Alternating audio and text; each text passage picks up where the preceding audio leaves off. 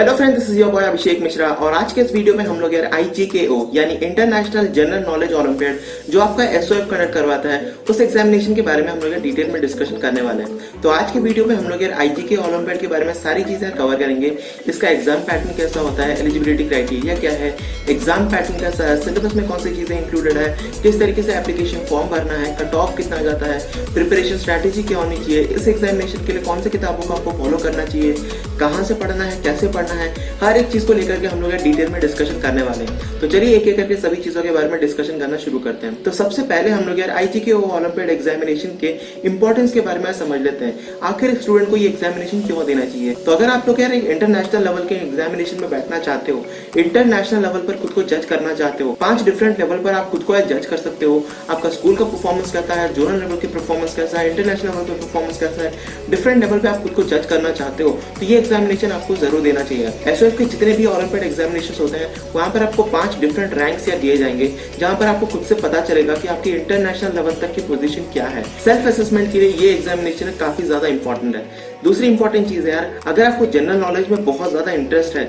अगर आपको लगता है कि यार आप जनरल नॉलेज में अच्छा परफॉर्म कर सकते हो तो ये एग्जामिनेशन आपको जरूर देना चाहिए यार। स्पेसिफिकली उन बच्चों को जो सोशल साइंस में, जनरल नॉलेज में, करंट अफेयर्स में ज्यादा इंटरेस्ट रखते हैं उनको ये एग्जामिनेशन जरूर देना चाहिए। आप इस एग्जामिनेशन में बहुत ही बेहतरीन परफॉर्म कर सकते हो। यहाँ पर आपको बहुत ज्यादा एडवांटेज मिलेगा। कैश अवार्ड के साथ ही साथ मेडल, सर्टिफिकेट, कई सारी चीजें आपको मिल जाएंगी जहाँ पर आप उन सभी चीजों को फ्यूचर में जरूर इस्तेमाल कर सकते हो। इसके अलावा यार एक स्टूडेंट अगर इस एग्जामिनेशन की अपनी प्रिपरेशन भी करता है, मेडल मिले न मिले, सिलेक्शन होता है नहीं होता है, कोई फर्क नहीं पड़ता है। अगर आप इस एग्जामिनेशन की तैयारी भी करते हो तो इस एग्जामिनेशन के प्रोसेस में आपको कई सारी नई नई चीजें सीखने को मिलेंगी, कई सारे छोटी छोटी चीजें आपको जानने को मिलेंगी जिनको आप दूसरे एग्जामिनेशन में जरूर इस्तेमाल कर सकते हो। सो होपफुली आपको IGKO ओलंपियाड एग्जामिनेशन की इंपॉर्टेंस के बारे में समझ में आ गया होगा। अब आप खुद से डिसाइड कर सकते हो कि ये एग्जामिनेशन आपको देना चाहिए कि नहीं देना चाहिए।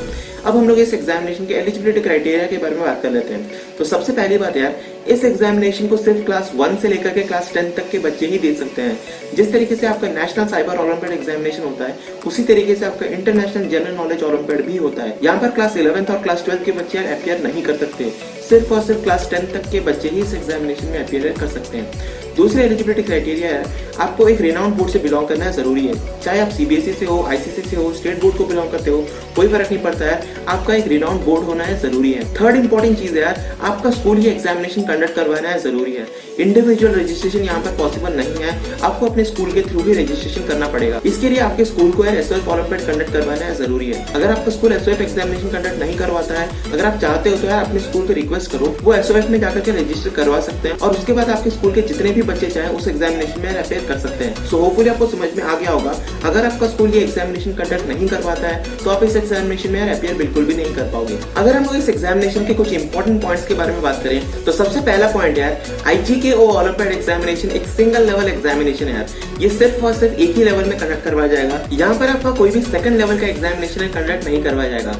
यहाँ पर आप सिर्फ और सिर्फ एक ही लेवल में एग्जामिनेशन दोगे और एक ही लेवल में आप जिस तरीके से परफॉर्म करोगे उसी के हिसाब से आपको एक रिपोर्ट दिया जाएगा जहाँ पर आपको अपना परफॉर्मेंस और रैंकिंग पता चल जाएगी। सिर्फ और सिर्फ एक ही लेवल में इस एग्जामिनेशन को कंडक्ट करवाया जाता है। दूसरी इंपॉर्टेंट चीज है एग्जामिनेशन फीस। इस एग्जामिनेशन की फीस इस साल यार 150 रुपीज है। 150 रुपीज में से 25 रुपीज आपको रिफंड कर दिया जाएगा। लेकिन ये इन्फॉर्मेशन है डायनामिक है, हर साल ये चीज यार वेरी करती है। तो प्लीज यार ऑफिशियल वेबसाइट पे जाकर के इस चीज को जरूर कंफर्म करवा लेना। प्रेजेंटली अभी एग्जाम फीस यार क्या चल रहा है आपको अच्छे खासे तरीके से समझ में आ जाएगा। इनके ऑफिशियल वेबसाइट का लिंक यार आपको नीचे डिस्क्रिप्शन बॉक्स में मिल जाएगा, आराम से जाकर के वहां पर सारी चीजें पता कर सकते हो। अब हम लोग यार इसके एग्जाम पैटर्न के बारे में डिटेल में डिस्कशन कर लेते हैं।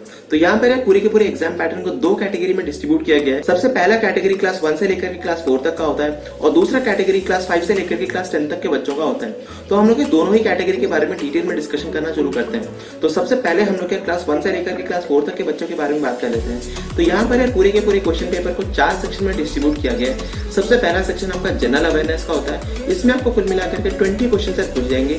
ईच क्वेश्चन कैरीज 1 मार्क, तो ये सेक्शन आपका 20 मार्क्स का बनता है। दूसरा सेक्शन आपका करंट अफेयर्स का होता है। इसमें आपको कुल मिलाकर के 5 क्वेश्चन पूछ जाएंगे। ईच क्वेश्चन कैरीज 1 मार्क, तो ये सेक्शन आपका 5 मार्क्स का बनता है। थर्ड सेक्शन आपका लाइफ स्किल्स का होता है। इसमें आपको कुल मिलाकर के 5 क्वेश्चन पूछे जाएंगे। ईच क्वेश्चन कैरीज 1 मार्क, तो ये सेक्शन आपका 5 मार्क्स का बनता है। फोर्थ सेक्शन आपका अचीवर सेक्शन का होता है। इसमें आपको कुल मिलाकर के 5 क्वेश्चन पूछे जाएंगे। ईच क्वेश्चन कैरीज 2 मार्क्स, तो ये सेक्शन आपका 10 मार्क्स का बनता है। अगर आप लोग टोटल कैलकुलेट करो तो यहाँ पर आपको कुल मिलाकर के 35 क्वेश्चन पूछे जाएंगे और फुल मार्क्स यहाँ पर आपको 40 मार्क्स का बनता है। सो होपफुली क्लास 1 से लेकर क्लास 4 तक के बच्चों को एग्जाम पैटर्न अच्छे खासे तरीके से समझ में आ गया होगा है। अब हम लोग यार क्लास 5 से लेकर क्लास 10 तक के बच्चों के बारे में डिटेल में डिस्कशन कर लेते हैं। तो यहाँ पर भी पूरे के पूरे क्वेश्चन पेपर को 4 सेक्शन में डिस्ट्रीब्यूट किया गया है। सबसे पहला सेक्शन जनरल अवेयरनेस का होता है। इसमें आपको कुल मिलाकर के 30 क्वेश्चन पूछे जाएंगे।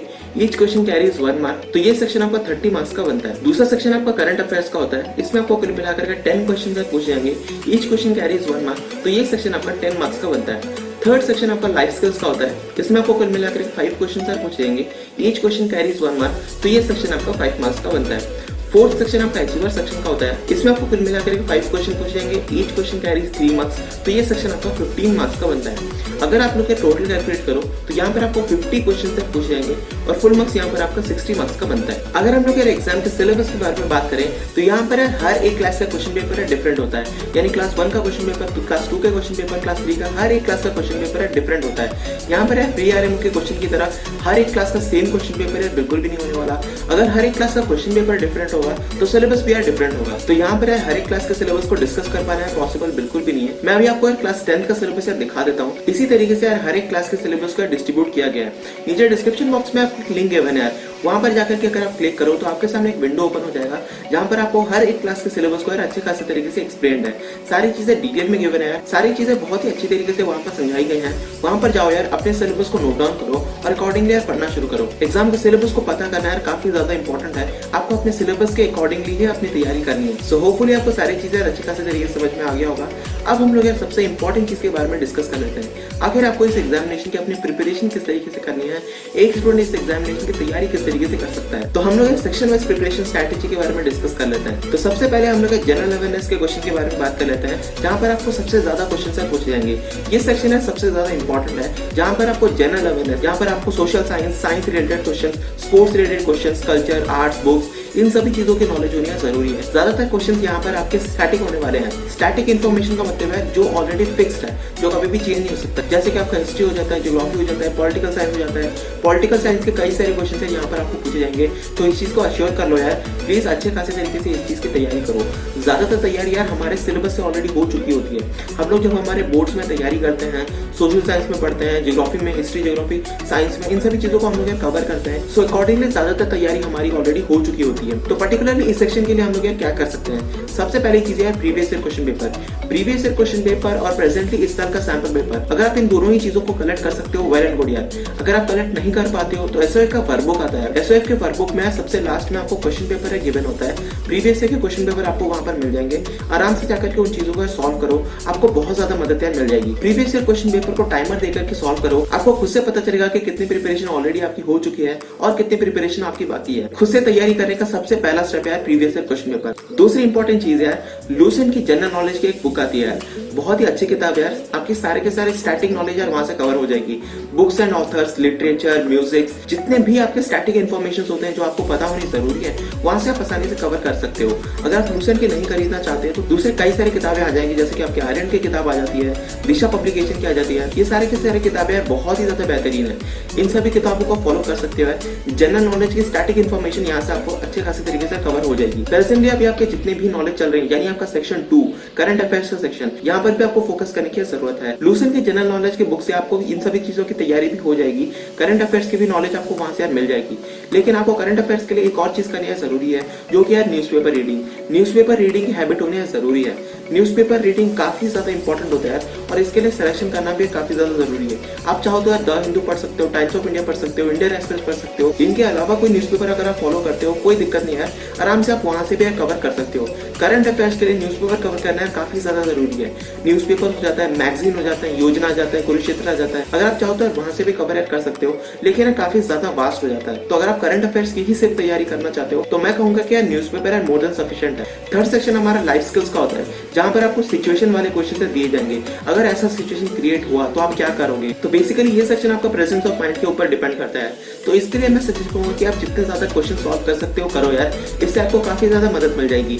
इसके लिए कोई भी किताब मैं आपको बिल्कुल भी ये रेकमेंड नहीं कर सकता कि लाइफ स्किल आप कहाँ से सीख सकते हो। लाइफ स्किल बेसिकली आपके अंदर से जो आवाज आती है उसी को हम लोग कह सकते हैं। यहाँ पर आप क्वेश्चन पढ़ोगे, जो मोस्ट अप्रोप्रिएट ऑप्शन आपको लगेगा उसी पर आप टिक करके आओगे और वही आपका आंसर होता है। इसी तरीके से आप इस एग्जामिनेशन की तैयारी कर सकते हो।